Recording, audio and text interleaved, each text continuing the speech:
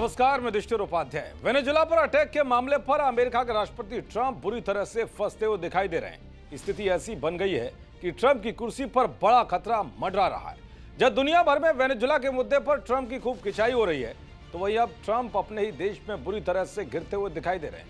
Venezuela पर attack के बाद भड़के कई अमेरिकी सांसदों ने कहा था कि ट्रंप ने यह कदम बिना किसी साफ योजना और संसद से पूछे बिना उठाया गया है। महाभियोग के जरिए ट्रंप को हटाने की तैयारी चल रही थी कि अब अमेरिकी संसद से ट्रंप को बहुत बड़ा झटका लगा है, और ऐसा झटका कि जिसने ट्रंप को मुश्किलों में डाल दिया है। ट्रंप को यह तगड़ा झटका विपक्ष ने ही नहीं दिया, बल्कि उनके सांसदों ने भी दिया है। खबर है कि अमेरिकी सीनेट ने वेनेजुला में मिलिट्री एक्शन पर रोक लगाने वाला प्रस्ताव पास कर दिया है। यानी कि अब ट्रंप बिना किसी संसद की परमिशन के सेना नहीं भेज सकेंगे। प्रस्ताव के पक्ष में 52 वोट पड़े, जबकि 47 सीनेटरों ने ट्रंप का समर्थन किया। मजे की बात तो यह है कि ट्रंप की पार्टी के 5 सीनेटरों ने उनके खिलाफ वोट देकर यह साफ कर दिया कि ट्रंप जिस तरह की तानाशाही दिखा रहे हैं, वो किसी भी कीमत पर बर्दाश्त करने लायक नहीं है। अमेरिकी संसद ने साफ किया है कि लीथल फोर्स यूज करने का अधिकार सिर्फ प्रेसिडेंट का नहीं है। यह अमेरिकी इतिहास में एक दुर्लभ मौका है जब कांग्रेस ने ऐसे कड़े तेवर दिखाए हैं।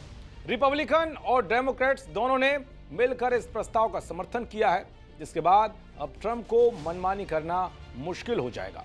यानी कि अब वेनेजुला या किसी अन्य देश में सैन्य कदम उठाने से पहले ट्रंप को कांग्रेस की मंजूरी लेनी होगी। इससे राष्ट्रपति के हाथ काफी हद तक बंद गए हैं। इस प्रस्ताव के पास होने से ट्रंप को क्यों बड़ा झटका लगा है, वो भी आपको बताता हूं। दरअसल इसके बाद ट्रंप पर राजनीतिक दबाव बढ़ेगा। अमेरिकी सेना भी बिना संसद की अनुमति के किसी कार्रवाई से हिचकेगी। रूस और चीन को यह संदेश जाएगा कि अमेरिका बटा हुआ है। ग्रीनलैंड मामले में यूरोप को भी राहत महसूस हो सकती है। भारत के स्ट्रेटेजिक ऑटोनॉमी सिद्धांत की स्वीकार्यता बढ़ेगी। दरअसल ट्रंप ने वेनेजुला को लेकर अपनी सख्ती और बढ़ा दी है। मादुरो की गिरफ्तारी के बाद भी अमेरिका की सेना कैरिबियन क्षेत्र में तैनात है। ट्रंप प्रशासन का कहना है कि ड्रग तस्करी में शामिल नावों पर हमले आगे भी जारी रहेंगे।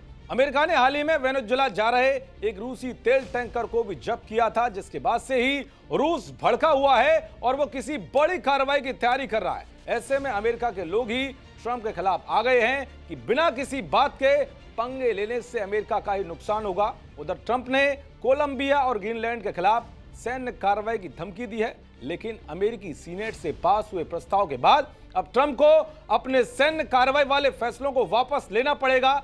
भविष्य में किसी भी तरह के मिलिट्री एक्शन के लिए उन्हें जवाब देना होगा। अगर ऐसा नहीं किया तो उनकी कुर्सी खतरे में आ सकती है। तो कुल मिलाकर ट्रंप अब चारों तरफ से बुरे घिर गए। देखते रहिए जी न्यूज़। नमस्कार।